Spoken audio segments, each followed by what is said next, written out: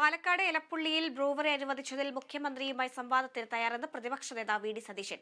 മുഖ്യമന്ത്രി സംവാദത്തിന് വരട്ടെ. LDF തീരുമാനിക്കാത്ത കാര്യം എങ്ങനെയാണ് ബ്രൂവറി? നിലപാടില്ലാത്ത പാർട്ടിയായി CPI മാറി. CPI അവരുടെ ഓഫീസിൽ പോയി മുഖ്യമന്ത്രി അപമാനിച്ചുവെന്നും സതീശൻ പറഞ്ഞു. പാലക്കാട് ജില്ലയിലെ എലപ്പുള്ളിയിൽ ബ്രൂവറി ആരംഭിക്കാനുള്ള ക്യാബിനറ്റ് തീരുമാനത്തിൽ ഞങ്ങൾ ശക്തിയായി പ്രതിഷേധിക്കുന്നു. ഒരു കാരണവശാലും എലപ്പുള്ളിയിൽ ബ്രൂവറി അനുവദിക്കാൻ പ്രതിപക്ഷം സമ്മതിക്കില്ല.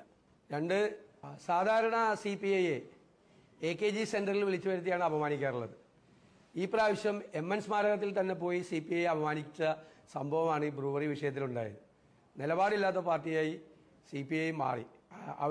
അവരുടെ ആസ്ഥാനത്ത് പോയി അവരുടെ പാർട്ടി എടുത്ത നിലപാടിനെതിരായിട്ടുള്ളൊരു തീരുമാനമാണ് മുഖ്യമന്ത്രി അടിച്ചേൽപ്പിച്ചത്. ഇതിനകത്തുള്ള ഏറ്റവും പ്രധാനപ്പെട്ട പ്രശ്നം 3 കാര്യങ്ങളാണ്. ഒന്ന്, ഈ ഒയാസിസ് കമ്പനി വന്ന വഴി സുതാര്യമല്ല, അഴിമതിയുടെ വഴിയിലൂടെയാണ് അവർ വന്നത്. രണ്ടാമത്തേത്, ആ കമ്പനിയുടെ പശ്ചാത്തലം ഷെയ്ഡി പശ്ചാത്തലമാണുള്ളത്. അവർ കൊഴക്കേസിലെ പ്രതിയാണ്. മൂന്നാമത്തെ പ്രശ്നം എന്ന് പറയുന്നത്, ഈ എലപ്പുള്ളി എന്ന് പറയുന്ന പ്രദേശം പാലക്കാട് ജില്ല മൊത്തത്തിൽ രൂക്ഷമായ കുടിവെള്ളക്ഷാമം നേരിടുന്ന പ്രദേശമാണ്.